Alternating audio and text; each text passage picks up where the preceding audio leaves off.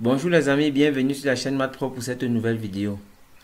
Nous allons apprendre dans cette vidéo à résoudre les équations différentielles de premier ordre en quelques minutes.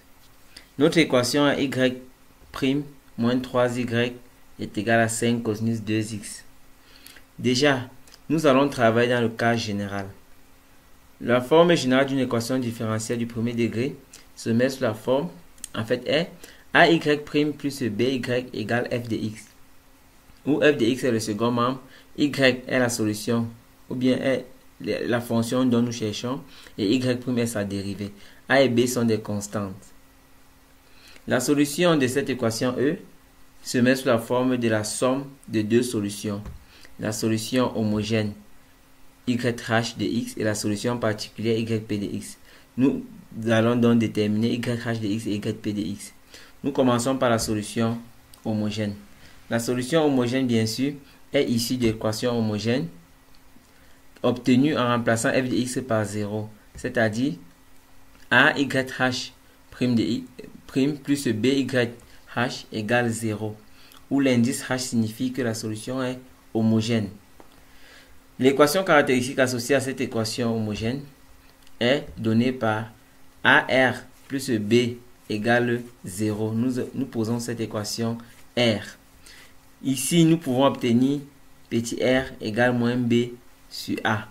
Ainsi, la solution homogène YH de x sera YH de x égale à k exponentielle Rx. Il suffit donc de déterminer R et venir remplacer dans l'expression ci. La solution particulière YP de x est fonction du second membre, c'est-à-dire est sous la forme générale de la fonction f de x. Nous prenons quelques exemples. Si f de x égale 3, yp égale a, c'est-à-dire si f de x est une constante, yp c'est aussi une constante. Si f de x est une équation d'ordre 1, c'est-à-dire moins 2x plus 1, yp est la forme générale d'une équation d'ordre 1, c'est-à-dire ax plus b. Si yp, ou bien si f de x est égal à 5x carré moins 2, c'est-à-dire f de x est sous la forme générale d'une équation du second degré, yp de x sera sous la forme générale aussi d'une équation du second degré, c'est-à-dire ax carré plus bx plus c. Si f de x est égal à moins 2x plus 1 exponentielle 5x, yp de x sera égal à ax plus b exponentielle 5x. Si f de x est égal à moins 5 cosinus 7x ou alors moins 5 sinus 7x, yp de x sera sous la forme générale d'une fonction circulaire, c'est-à-dire a cosinus 7x plus b sinus 7x. Bien sûr, l'objectif en posant chacune des fonctions sera de déterminer les coefficients a, b et c. Sans plus tarder, passons à notre exemple d'application. Nous avons y' moins 3y égale 5 cosinus 2x. Nous avons vu que la solution générale de cette équation E va se mettre sous la forme y de x égale à YH de x plus YP de x, où YH de x est la solution homogène et YP de x est la solution particulière. Commençons par la solution homogène. L'équation homogène associée à cette équation E est donnée par h YH point plus 3 YH égale 0. Donc, ici nous avons remplacé le second membre par 0. L'équation caractéristique associée est donnée par R moins 3 égale 0. On obtient R égale 3. Puisque la forme générale de la solution particulière est YH de x égale k exponentielle Rx, on remplace R par 3, on obtient YH de x égale à k exponentielle 3x. Passons à la solution particulière. La solution particulière YP de x dépend de f de x comme nous l'avons dit. Ici, f de x est sous la forme f de x égale à 5 cosinus 2x, c'est-à-dire sous la forme circulaire. Ainsi, yp de x sera sous la forme a cosinus 2x plus b sinus 2x.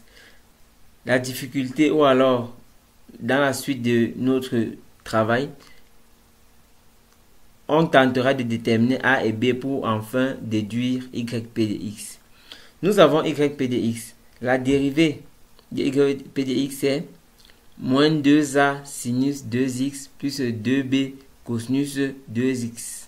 Car la dérivée de cosinus 2x, c'est moins 2 sinus 2x. Et la dérivée de sinus 2x, c'est 2 cosinus 2x. Or, yp de x est une solution particulière de l'équation E, donc yp de x vérifie l'équation E. En d'autres termes, yp prime moins 3yp égale à 5 cosinus 2x. On vient dans cette équation, on remplace yp prime par son expression, c'est-à-dire moins 2a sinus 2x plus 2b cosinus 2x. Et on remplace aussi yp par son expression a cosinus 2x plus b sinus 2x. On a donc l'équation moins 2a sinus 2x plus 2b cosinus 2x moins 3 facteur a. Le 3, c'est ce 3-ci. Moins 3 facteur a cosinus 2x plus b sinus 2x égale à 5 cosinus 2x. À ce niveau, nous allons regrouper les termes en cosinus 2x et en sinus 2x. On a l'équation. Déjà, lorsqu'on regarde, il commence par cosinus 2x. J'ai moins 3a cosinus 2x, donc j'ai moins 3a. Et j'ai aussi 2b cosinus 2x, donc moins 3a plus 2b. Le tout facteur de cosinus 2x. Pour sinus 2x, j'ai ici moins 2a et j'ai ici moins 3b. Donc moins 2a moins 3b sinus 2x égale au second membre qui est 5 cosinus 2x. À ce niveau, on va passer par identification. Les coefficients devant cosinus 2x sont égaux et les coefficients devant sinus 2x sont égaux. Ici, on constate donc que moins 3a plus 2b serait égal à 5. Et moins 2a plus 3b serait égal à 0 car on n'a pas cosinus 2x. On n'a pas sinus 2x au second membre. On a dans le système moins 3a plus 2b égale 5. Moins 2a moins 3b égale 0. La résolution de ce système nous permet de trouver a et b. A égale moins 15 sur 13. B égale 10 sur 13. Ainsi, en remplaçant a et b dans yp, on a l'expression yp de x égale moins 15 sur 13 cosinus 2x plus 10 sur 13 sinus 2x. La solution générale de notre équation E, nous avons dit tantôt, se met sous la forme yh de x plus yp de x. Nous avons déjà déterminé yh de x et nous avons déterminé yp de x. On aura donc y de x égale k exponentielle 3x moins 15 sur 13 cosinus 2x plus 10 sur 13 sinus 2x. Voici quelques exemples à faire, quelques exercices à faire à la maison. Merci d'avoir suivi cette vidéo jusqu'à la fin. Pour ceux qui sont nouveaux sur la chaîne, je vous prie de vous abonner, de liker, d'activer la cloche de notification pour ne pas louper les prochaines vidéos. Merci.